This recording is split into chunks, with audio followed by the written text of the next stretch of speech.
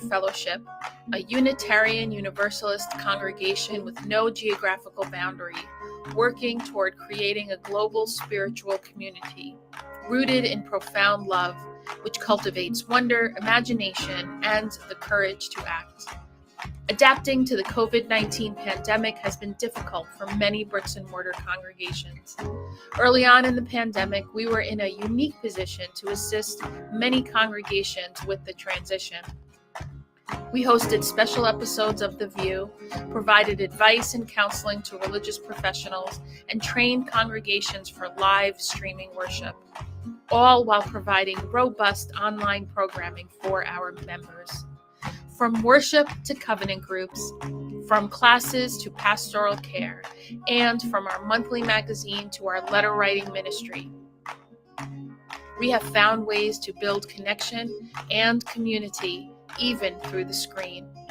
We have been a model for ministry on the margins, providing services for isolated Unitarian Universalists, becoming a spiritual lifeline for our members in prison, and investing in innovative ministry. We know better than anyone how deep and meaningful connections can be formed even from a distance. Unitarian Universalists have faced many challenges in these times, and we continue to persevere and to fight for justice and equity for all people, especially during moments of crisis. We are proud to be a leader in this faith movement, and we invite you to get involved in our ministry. We strive to be a place where anyone from anywhere can find spiritual refuge anytime they need it. Welcome to the Unitarian Universalist Church of the Larger Fellowship.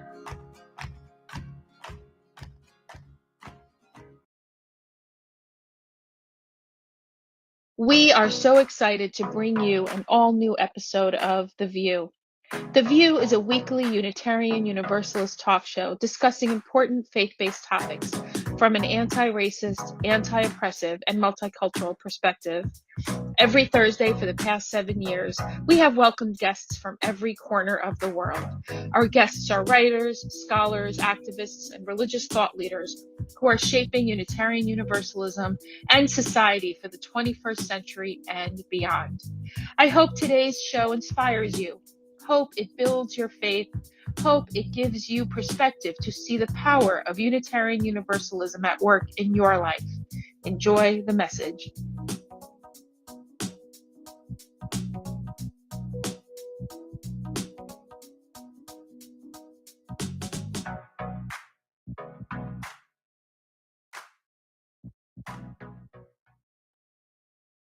Hello, welcome to this week's episode of Voices of Unitarian Universalism, also known as the VUU. Thank you, Kiana Danae Perkins, for that. I am Aisha Hauser. My pronouns are she and her, and I come to you from the land of the Coast Salish people, the Muckleshoot tribe specifically, and it's also known as Seattle, Washington, where the weather is very Seattle. It's gray and overcast. It's been rainy, which I always give a prayer of thanks to the universe for rain. And so I'm going to send this to Chris and see where you are and how you are. Oh, we have a very special guest today. And you know what? I'm going to keep it a mystery and introduce them after our hosts introduce themselves, and then they will join us for our roundup and for the entire hour. So I'm going to keep y'all in suspense there. Chris? I love the suspense factor. I'm Christina Rivera, she, her pronouns. I'm 1/3 of the lead ministry team here at the Church of the Larger Fellowship. I'm coming to you from beautiful Central Virginia, where it is cold but sunny. So I'll give it a partial thumbs up, I guess. It's a beautiful view. It was a gorgeous, gorgeous sunrise. My husband caught some photos of the sun coming up, which was just lovely. So that's something to be thankful for. Michael Tino, how's it going with you? Greetings, beloved. This is Michael Tino coming to you from Peekskill, New York, the land of the Kitchewan and Wappinger people in the Hudson Valley of New York. It is a chilly, gray fall day here in New York. and I'm on medication that gives me hot flashes, so I'm sitting here in a t-shirt. It's all good. Chilly and gray is good in fall. You get that brisk, crisp air, and I love that. It resets my body just to go outside and breathe. So is I guess DC just dropped off. DC is on a train hurtling towards New Orleans, and hopefully he'll be back. But Aisha, back to you. Thank you. Well, until DC is back, I'm going to introduce one of my very favorite people. I have a lot of favorite people on the show today, everybody. And behind the chalice is Tanner, which, apologies, Tanner, I have been forgetting to name. So thank you for your producing skills. Our guest today is one of our learning fellows, JeKaren Olaoya. She is a lifelong UU poet, writer, mixed media artist, and chaplain to religious professionals. Sure are. She serves the UUA Board of Trustees, the Unitarian Universalist Association Board of Trustees, and has a Master's of Divinity with chaplaincy concentration from Star King School for the Ministry. As an earth-based African spiritualities practitioner with foundations in Christianity, can't wait to learn more about that. She draws from the guidance of her ancestors and spiritual care. Amen and ashe. Welcome, JeKaren. We are going to have you on for the whole show, starting with Roundup, UU, and the world and otherwise. So let's jump in there. Welcome, JeKaren. So great to be with you today. Oh, I love it. My favorite people in one place. I mean, let's have a love fest, because joy is an act of resistance. And yes, we know the world is a fucking clusterfuck dumpster fire, and we are loving each other from wherever we are. Where are you coming to us from, JeKaren? So I am in Macon, Georgia, which is about an hour and a half south of Atlanta. And today it is a little bit of overcast, but the sky is so blue, peeking through the clouds. It's so beautiful. So it's a very pleasant day. Excellent. And it looks like from the train, DC is back. DC, hello. I'm back. I'm using my phone as my personal hotspot. And we rolled through a part of Alabama where there are apparently no cell towers. So, so I'm glad to be here. What are we doing? What are we talking about? And the five of us are going, can I count? Yep, five of us, I didn't know what number we're at, are going to do UU Roundup, World Roundup. There was an election, the world's a clusterfuck, and we are loving being together in community because Yes. joy is an act of resistance, and we need to fill our own cups in order to navigate the clusterfuck that is the modern world. So with that, where do we, well, what's the UU Roundup? Like, I'm curious. I mean, so much is going on in the whole world that I feel like, oh, I have something.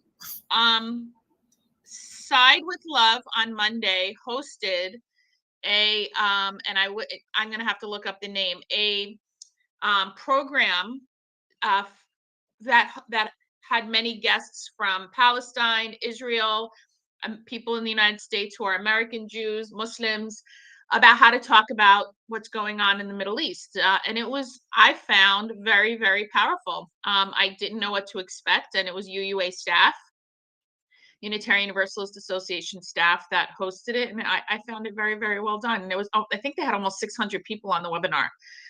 So that was something that, and not every, I mean, some of the feedback I got anecdotally, some people thought it wasn't balanced, and here's what I'll say to that.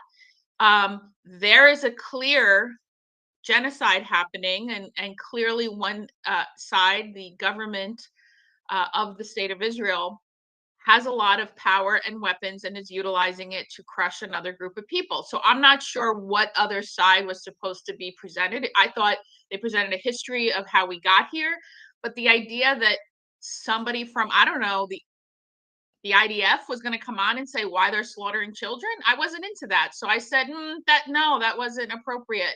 So just to put it out there, that was my point of view. I had nothing to do with the planning of it, but I felt it was really, really well done. So anyone else?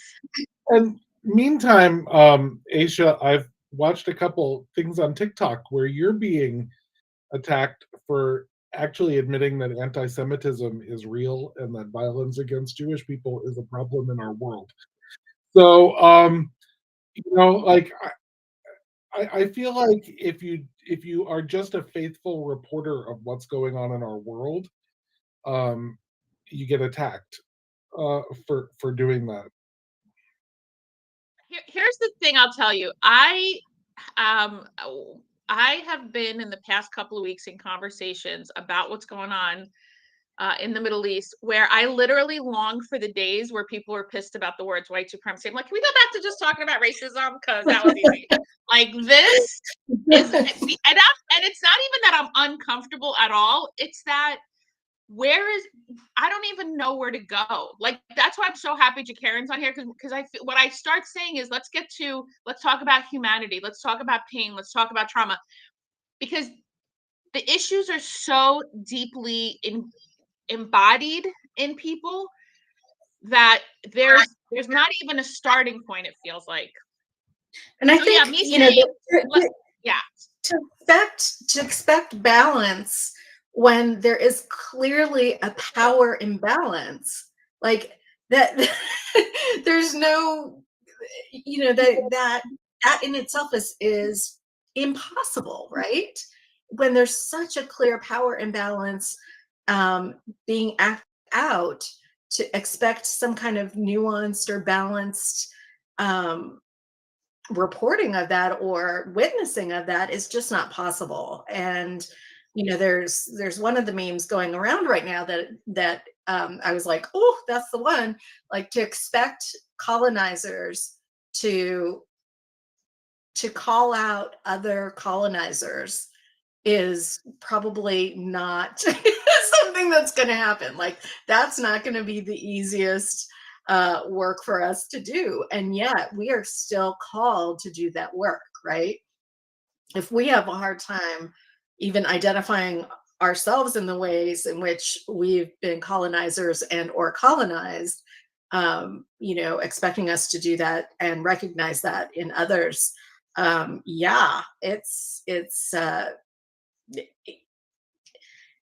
I think that's one of the reasons why there's like such vehement pushback about this, at least in the US, is that it brings up all of those same issues about how the majority of the white folks came to be in the United States in the first place.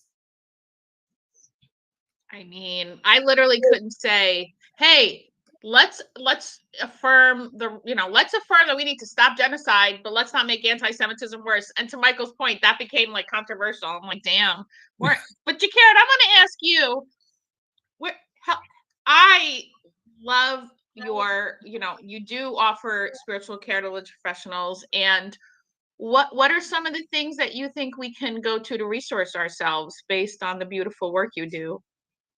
Yeah, what? So I'll say this first. So I've been reading Repentance and Repair by, I'm not going to remember her name. Rabbi Danya Gutenberg. Is Yes. that it? Is it Rabbi Danya? Yes. Ruttenberg. And Gutenberg did the thing with the Bible. A little bit of shift.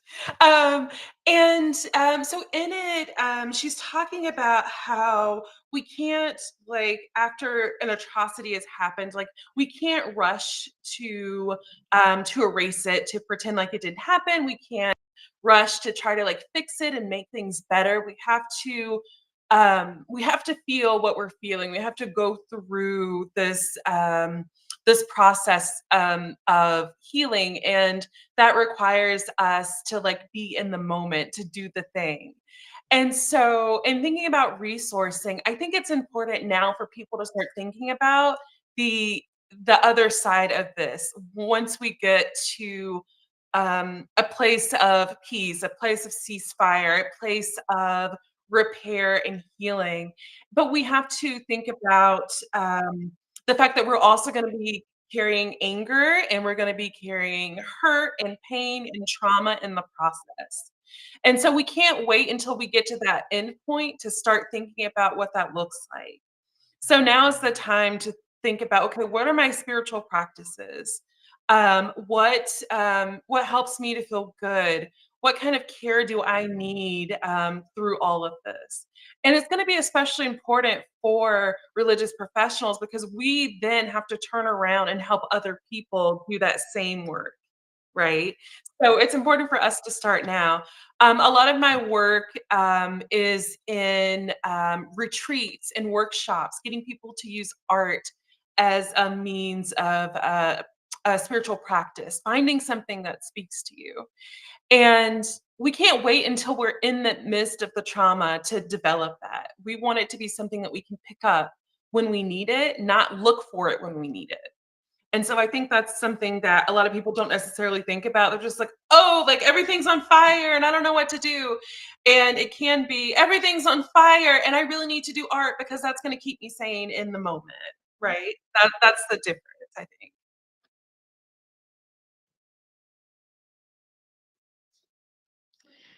EC, you want to weigh in? I know we've all had weighed in about, the state of the world. Oh, the state of the world is a dumpster filled with shit that's all on fire. But aside from that whole thing,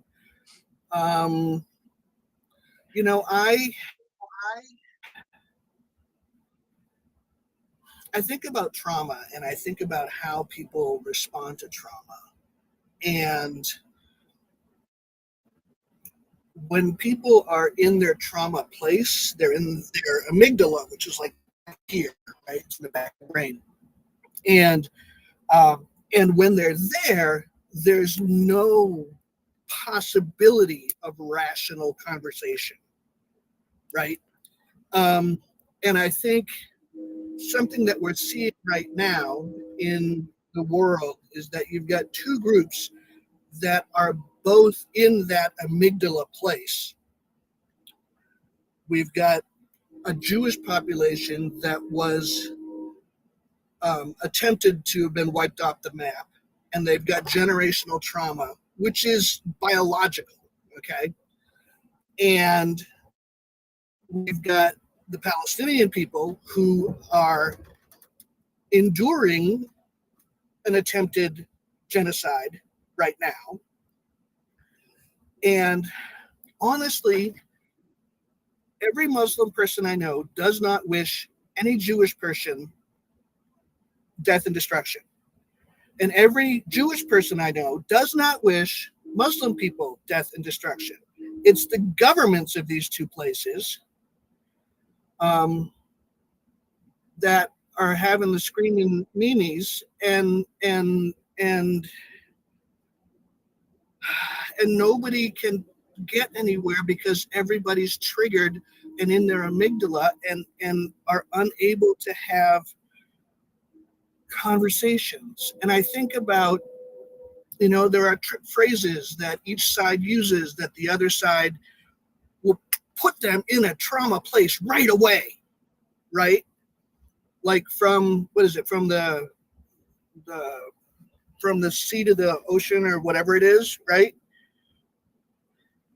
That for the Palestinian people is a rallying cry of we just want to have our place back, right? And for the Jewish people, it lands entirely different. I had a conversation with a Jewish colleague yesterday who was really hurting.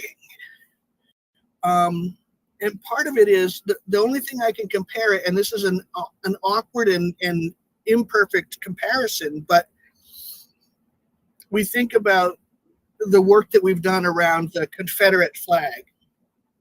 And for a while, there were some folks in the South who said that's about heritage and that's about history and that's about whatever. And our people of color were like, fuck that. That's a sign that I'm going to get killed, right? And so from the sea to the whatever, I got the words all wrong. I know I do. But that doesn't mean to the Palestinian people what it means to those who are Jewish. For them, it's a trigger. and and and we're in that awful place where oh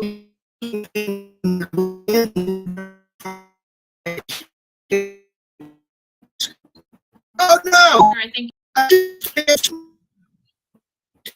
Am I here? here's Am I here? sorry, DC, you're cutting in and out. Ah, Okay. One of the things I wanted to thank you for that. I think JeKaren, I want you to weigh in on, because here's the thing that I'm saying, because within the Unitarian Universalist spaces, what I'm finding and what I've tried to communicate is how do we center pastoral care? Because here's the thing. I don't use the words anti-Zionist, because the Zionism is deeply personal for so many. And it's not even, I mean, so how do we both, I guess for me, this is a live question that I've been asking myself, and JeKaren, I'd love for you to, so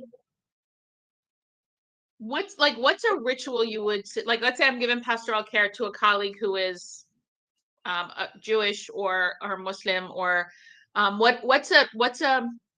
where's a pastoral place to start, knowing, speaking to the trauma that DC named and the where do we, I guess that I've been asking myself that, where's the starting point? I think that's tough, mostly because I think it's going to just depend, right? Like, it's going to depend on where we are, and also like our own confidence in being willing to speak up or say a thing, right? So if you are having these conversations with people individually, it's much easier to be in the moment and say, like, I hear you and I see you and I honor you, right? Like, those are really important things to affirm and to remind other people of. In group settings, it's a little bit different, because if you say that, like, oh, well, who are you talking about? Are you talking about my people or those other people, right? This is something that comes up, I think, pretty frequently. And so I think that an important part of the pastoral care that we do in groups is doing lots of framing. It's, thinking about, okay, like, we're in this moment together. We're dealing with this together. We have these different viewpoints, these different trauma points, right? Like, this is something we also deal with, like, when people have, um, when two like neurospicy people are in the same space and their things kind of clash with each other, right? Like, how do we deal with that? And so honoring the individual, honoring the person, keeping it out of this macro level and keeping it on a micro level, I think can make all the difference in these group pastoral care positions. And I suspect that's why Side with Love did so well in bringing people in who are directly affected and allowing them to talk about their experiences, right? And so it takes it out of this abstract, oh, we're gonna look at this as a whole, and okay, I am a person, I'm an individual, and I need to know that my community is with me. And we as a community can be with a Jewish person, with a Muslim person, with all the people, right? Individually, collectively, right? But what we can't do is take that aerial view, that macro view, and put a blanket statement over all of it and think that everyone's going to feel that love and that care and that community support. It has to be I say one to one, but really I mean, like, as a religious professional, like, out to people, that message that you're putting out um, has to be something that touches that individual. It can't just be a blanket, this is a thing that's gonna be okay for everyone. So when you say, okay, we're demanding a ceasefire. Well, there are people that don't believe that, right? And so they're not going to feel hurt in that moment. But there might be something else you can say. You can say, we honor every single life that has been lost, and we pray that no more are lost, right? That's still saying the same thing. It's still saying ceasefire, stop killing each other, right? But changing it to make it more personal, I think, can make all the difference for something like that. Thank you for that. JeKaren, how do you, when you're doing, I know you particularly bring art into that pastoral care.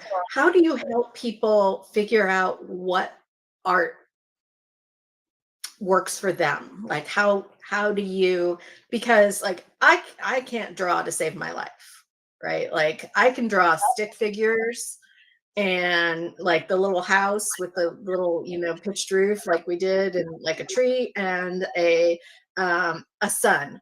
Those are the full complement of what I can draw. And so I get, whenever I go into a situation where folks are like, oh, we're going to do art for the meditation, or I get almost frozen sometimes because I know that there's going to be other people that are just going to be, just draw brilliant things and it's going to look gorgeous and everything. And so how do you help people find the thing that helps them get into that space? Yeah, so Chris, I am here to tell you that your experience is not unique, in that many people, and when I say many people, like every time I run a workshop or a retreat, there are at least 4 people just like, oh, I don't do art, or oh, I'm not creative. And I'm just like, oh, you just wait a minute. Because one of the things that I really believe, as someone who also does, I don't draw, y'all. Like I am terrible at drawing, but I'm really good at other things. And so there are 2 things that I do. The first one is I like to start off these opportunities telling people, this is not a space for perfection. There's no right way to do the thing. You just need to do it. It doesn't matter what it's looked like. The art isn't the work. The art is just the medium. It's just the vehicle. You're driving, right? Like, so you're the one that matters in this. And then the second thing is that I try to offer a variety of art activities. So like if you were, so I just did a retreat with one of the UUMA chapters, and we did about 6 art activities for each day. So it was a 2-day retreat. So we did a total of 12 art projects, y'all. And every single one of them was a different form or a format. I love zines because all you need is one single sheet of paper and a pen, right? And you can make art and you get to do it in lots of different ways. But having that variety, someone's going to find something in that they connect with, and someone's going to find something they absolutely hate, right? Like on the feedback forum, someone was like, oh, I hated the scrolls. And I was just like, oh, that's so funny, because last week someone told me that the scrolls are life-changing for them, right? And so having that variety, making sure that in these spaces that I create, that I have a wide variety of mediums available, and also low cost, right? Like I want them to be accessible. Most all of the activities you can do with very minimum items. And if you want to get fancier, you can, right? Like if you want to buy the really nice color pencils, you can, or you can use the Crayola or the Dollar Tree, right? Like it doesn't matter, because the product isn't the thing that's on the paper. The product is how you feel after you do it, get from here to here and then through your hands and do the thing, right? So it's that's the part that matters. That embodied part of creating art is where the work happens, not what's left over when you're done.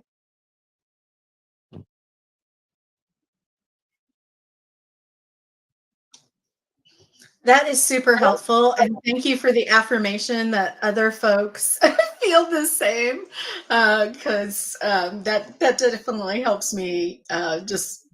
I always know when I go into a space that you're creating that I will be okay, So that, that makes me feel better. And hopefully people will hear that message as well, because yeah, I need other things to do.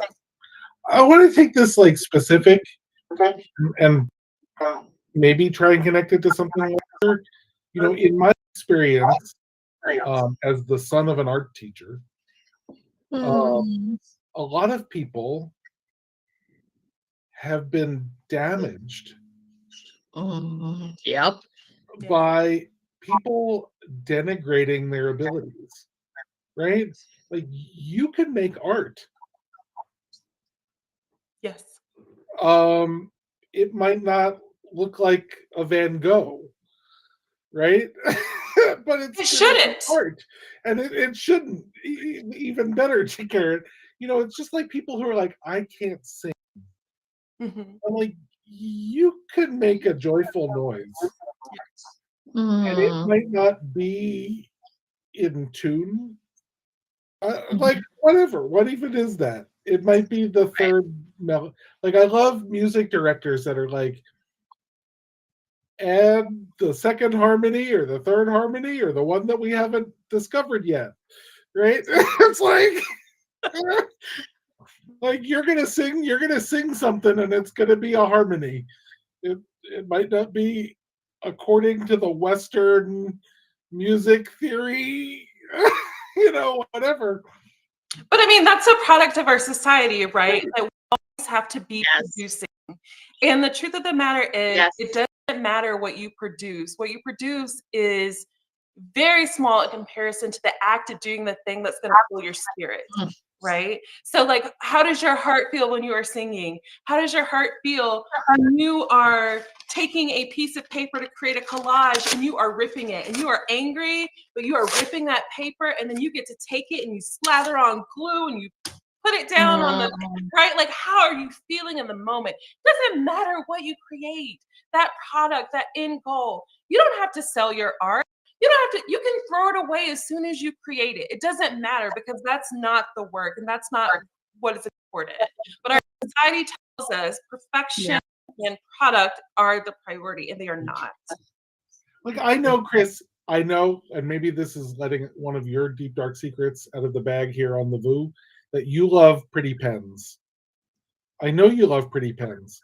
So maybe your process of art is how it feels to use your pretty pens. And it doesn't matter what art they are making on the paper. Yes. And that's what I learned from JeKaren. Like I always had an obsession with pretty pens, and I always denied myself pretty pens because I didn't have anything to do with them. Like I couldn't draw anything with them, and so why would I buy them, right? It didn't make any sense to me to, you know, this idea that I had to create something conventionally beautiful with them in order to deserve them. And now I know I can do whatever I want with the pretty pens, and I can use them on things that I throw away or that I write to other people, or, you know, in place of whatever. And so now I have, you know, at my side all of the glue and fun pens that I want to, because if I want to write with a sparkly pen, God damn it, I'm gonna. You know, it doesn't make sense. And the fact that art is more than just pictures, right? You are a phenomenal writer. We know this to be true. You writing on a piece of paper and just doing stream of consciousness, that is art. I fully believe that. And so, yes, use the pretty pens. Use that watercolor palette you bought when you were on that trip to in Paris, and it's so pretty you don't want to touch it. Use it because it's gonna outlive you. And so you need to have those good experiences, those joyful moments, right now. That's when you need that. We always talk, sorry, I always go into to governance, but like we always talk about our the way that we have to have a rainy day fund, right? Like you shouldn't have that for things that bring you joy. You need it now. Say that. You need it now. And here we are in this moment where everything is on fire, right? And everything feels so big. How do we ground ourselves? Well, we ground ourselves by going and taking out that palette, by you writing. I know you got, there's a book in you. I know there's a book in you. Start writing down some ideas. That is art. That is part of the legacy of the book that you will create, right? Like, all of those things are so important, and we can't keep waiting for another time where things might be worse. Because here's the thing, they're going to get better, because that's life, and they are going to get worse. But what's going to carry you from this hard moment to the next hard moment? And if the in between is nothing, you have nothing to move you forward. There's no joy to move you forward, to keep going. So what's going to get you to that next happy moment? And the process that you are naming, JeKaren, takes us out of our minds, and it is embodied. So when we're writing stream of consciousness, or tearing a piece of paper, or painting, or expressing ourselves in ways other than trying to find a solution, because I think that's where my suffering and pain point comes in. What do I do? How do I fix this? How do I hold people? Rather than, what am I feeling? What is happening right now to my body? What is coming up for me? And that is so, being in the present and so that's what I appreciate about your work and what you're saying. And just letting go of the end result, and asking ourselves questions, and whatever comes up, expressing that in a way that kind of takes away from the transaction. Even for myself, it's a transactional thing. Like, I need to find the answer, but how about I feel the pain that I'm feeling and the helplessness, and then get that all out in the ways that can bring joy, on the way to joy, move through the frustration and get it out of our bodies. Yes. And something you just said, so in that process of creating, that can be healing for someone else, right? So I think about, so the book that I carry with me all the time is Spilling the Light, by Reverend Julian. And I don't know what their yeah, there he is. There it is. And I don't know what their process was. I don't know what they were feeling, but I'm telling you that when I am in a place where I need encouragement, I can pick up that book and I feel what they have written, right? And so that process for them might have just been, I just need to get this out of my body, right, onto the paper. And then for me, as someone who is consuming what they produced, becomes, oh, this is a healing balm for me. My heart feels so much better spending just a moment reading 2 or 3 poems from this book. And that's what it is. Like, it's not producing for the sake of producing, but for the sake of connection. How are we connecting to other people in our pain, in our helplessness, in our struggle, but also hope and our joy and our love and excitement and passion and all the things, right? And connecting to ourselves, right? Yes. Yeah, I noticed that my sermon writing is so much better now because I don't type it out anymore. I dictate it, and I just I open the Word doc, and it's got the little dictation thing that you can use, and I just do like you said, the stream of consciousness, and just like, what is it that I'm trying to acknowledge that I'm feeling, that other people might be feeling, and what do we do with these feelings, and what does our faith say about this, and the what, so what, and how, what kind of model. But before, I noticed when I was typing, I would constantly be editing, like as I was typing, and because it has to be perfect, right? Like, my written form has to be perfect, and it would inhibit my train of thought and my train of feeling, right? And so now I can go back to that document after I've gotten it all out, and then get it into some semblance of that can be shared. But yeah, it's so much more freeing to be away from the perfection.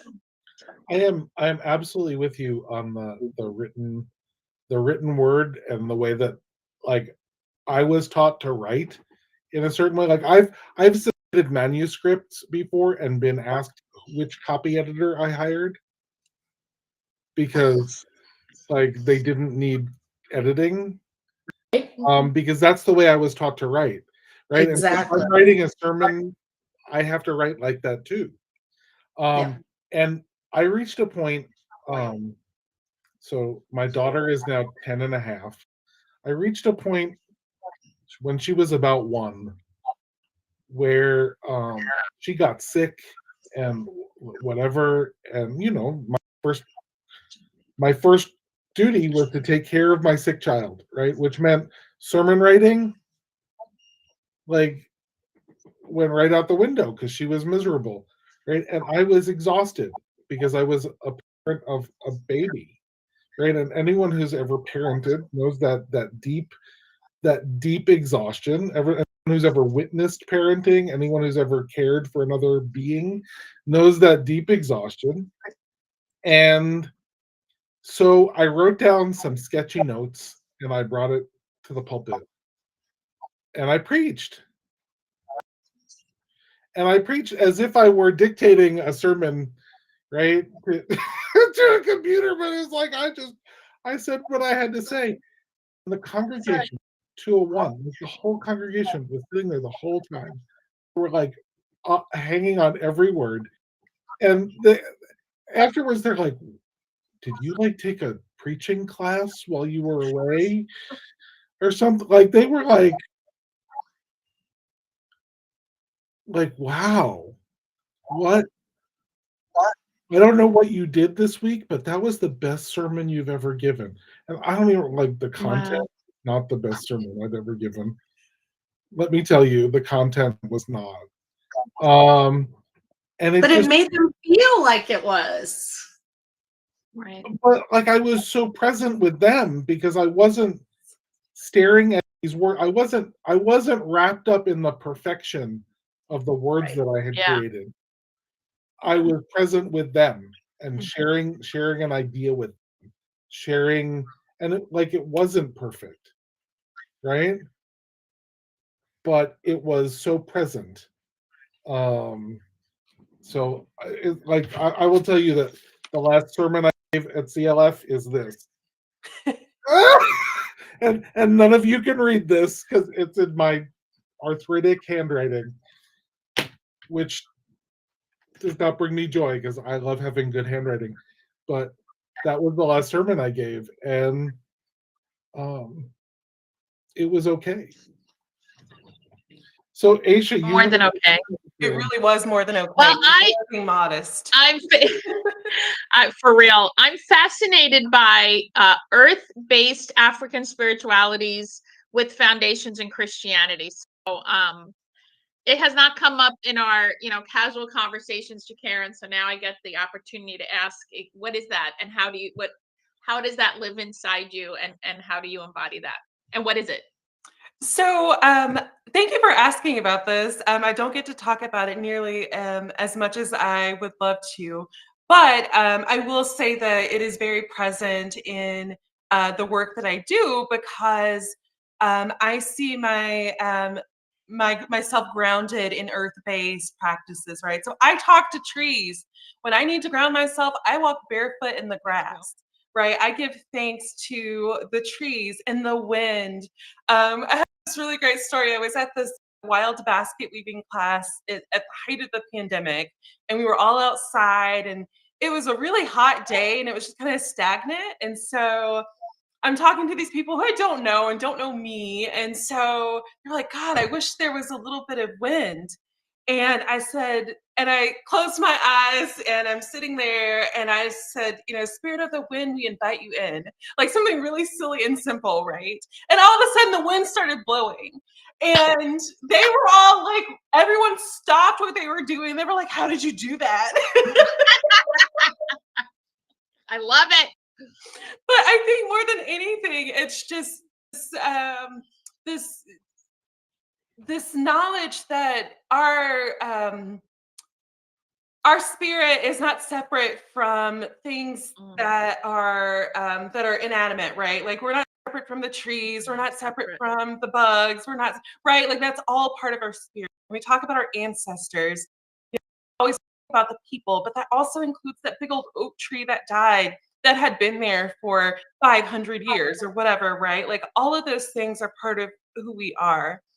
So I find that kind of grounding works really well with Unitarian Universalism, in that I get to have kind of this relational piece that I bring with me that comes from the my depth of connection to the earth.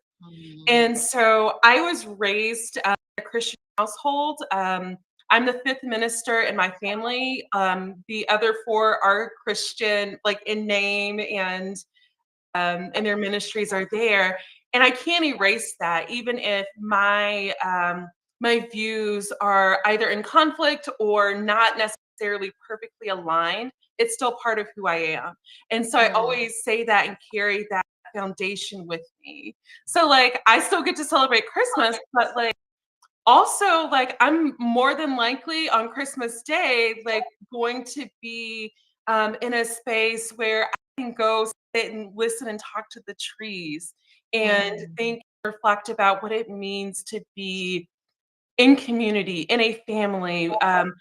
Even, I mean, we can get into the whole thing about like when Jesus's birthday actually was, but like if we're just looking at this, you know, one particular thing, like, okay, what would it have meant for that family to be together in that moment, right? And what would it have meant to have these visitors come from so far to give gifts and blessings, right? So like it's important to think about all of those things. And like it doesn't get to be separated. It forms the whole of who I am.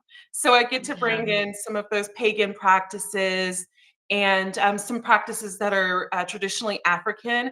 So a lot of the West African traditions are brought in as well, with like speaking over water and doing rituals and honoring the phases of the year and all the things, right? Like I get to bring all of those things in and use that not only in my personal spiritual practices, but I try to infuse that also in my work with other people.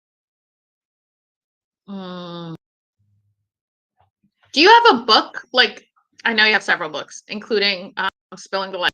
I guess I'm curious about, is there or several like texts that you consider holy, that you turn to over and over and over again? There are so many. That is not a short list. And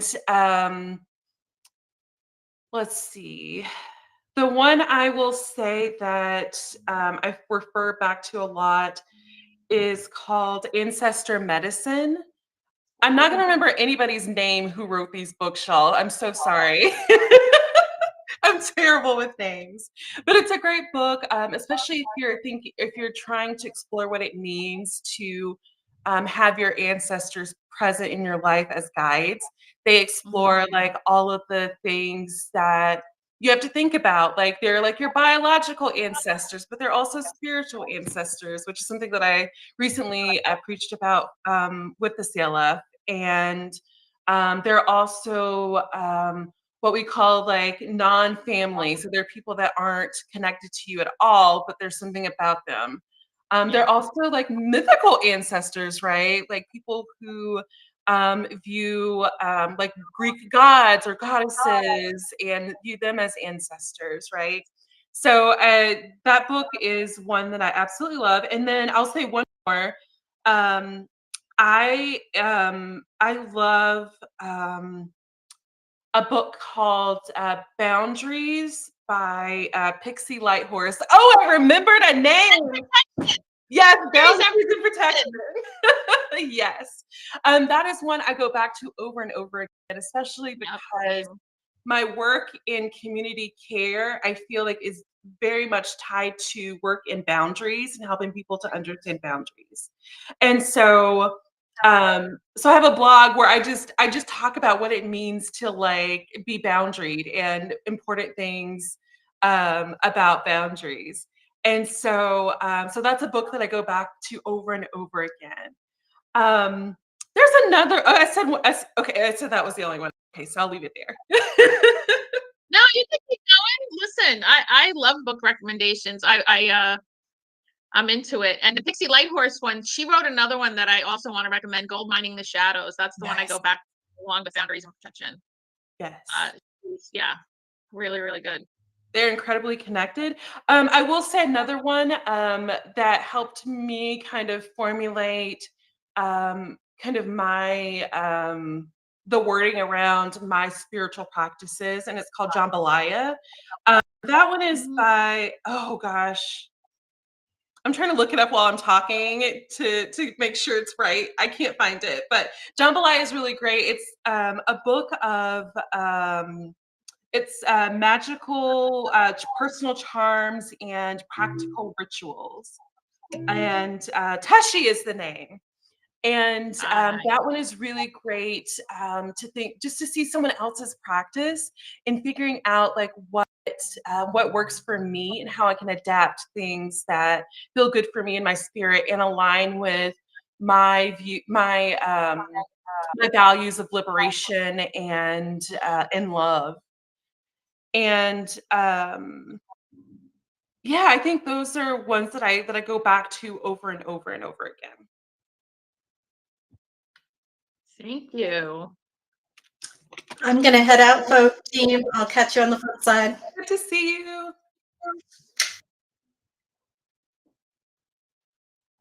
I think I was Googling when you were talking to find the ancestral book. Is it Ancestral Medicine Rituals for Personal and Family Healing by Danielle Ford? Is that the right one? Yes, that's the one. Yay. Yeah, the books, there are two books that were given to me in 1992 that I still go back to. They're both Zen Buddhist, and one is called That Which You Are Seeking is Causing You to Seek, and the other one is The Key, and the name of the key is Willingness. And those books I've gone back to the way I think a lot of people go back to their holy texts, just in terms of, I call them going back to basics, like just literally when I first picked them up and it was like suffering is optional, and I'm like, fuck you. And I was like hating the Buddha. I'm like, this is all bullshit.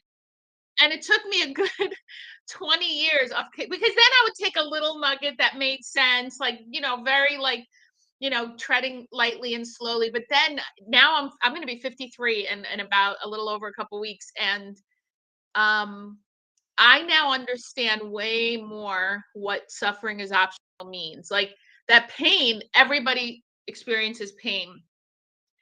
How I continue to re-traumatize myself or live with that pain or not work through that pain is the suffering.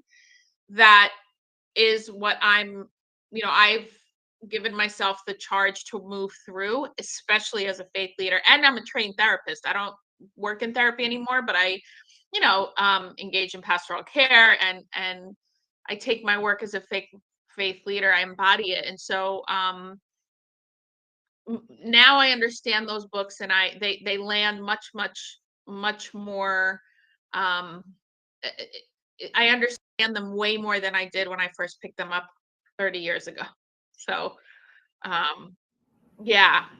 And Pixie Lighthorse, you and I were talking, because I found Gold Mining the Shadows, and then you and I were talking, and you turned me on to Boundaries and Protection. So now I've recommended that book to everybody. It is really, really good. And have Michael and DC or JeKaren, we have 5 minutes left. Time's flying. I'm like ready to go another half hour, but apparently we do not have that. So is there anything we haven't brought up, JeKaren, that you were hoping we would in this time together? I don't think so. I think this has been really good for me in thinking about and talking about some of the fears we have around like what it means to move through these kind of spaces with the intention of creating spiritual practices. So that was probably the best part, just for me, just talking about that. I will say that just a little promo. So right now, I'm taking a little bit of a holiday break. And so starting in the new year, I'll have space to offer workshops and retreats. But if you are interested in engaging in conversation, reading about boundaries, I have a blog. It's called Holy Limits and Hallelujahs. And it's on Substack, and it's just me talking about like how I feel and what I've seen and witnessed in religious professionals in like boundary setting. And so so far I've heard like it is super helpful, so I hope to keep that going. You are such a gift to the world, JeKaren. I don't even remember when we first met. I just know it was like love at first sight kind of thing. And it's so Michael and DC, anything you want to add before we close off another fabulous episode of the VUU, as Kiana Dene Perkins would say? No, thank you, JeKaren, for coming on and sharing with us again. Your great wisdom and your wonderful smile that just sort of reminds us all to be happy and like even when shit's on fire, there's still joy in the world. Yes. Amen. Thank you. Michael, anything? I have like 4 hours worth of stuff that we can talk about with JeKaren, but we've got 4 minutes. So like I'm trying to think of something that would be 4 minutes long, and really all of the conversations that I would start would be at least 20. So I will say I have had the distinct pleasure of actually getting to experience some of the embodied worship that JeKaren has helped put together. And it was so moving and so whole. And it just it started every day for my Susie last summer. It was morning worship every day, and it fed my entire being. We ripped cloth. I just remember that the joy that like JeKaren had us ripping pieces of cloth to get out anger and to get it out of us. And like the people in this lovely little Unitarian Universalists in this worshiping community are like, ah, give me the cloth. Ah! And just like it was this like catharsis moment for this entire community, like rending these pieces of cloth and reveling in that sound that cloth makes when you tear it. And I'll never forget these like mild-mannered UUs like being given permission to just let it out in that way. And it was such a gift. Thank you. I mean, that is a beautiful place to end. What a gift, JeKaren, you are in all our lives. And thank you for saying yes to the call of ministry and faith leadership. You are, I'm so grateful to know you and to call you friend. So thank you. Thank you for being here today as our guest. Thank you to everyone who joined us this week. And thank you, DC, for joining us on the train. That is so cool. We journeyed with you for a bit. And Michael, JeKaren, and DC, we'll see you all again soon. Ciao. Bye, everybody. Bye. Thank you for joining us. Special thanks to those of you who give generously to this ministry. It is because of you that this ministry is possible. You can click the link in the description to give now, or visit clfuu.org/give for more information. We hope you will join us next week for another episode of The VUU.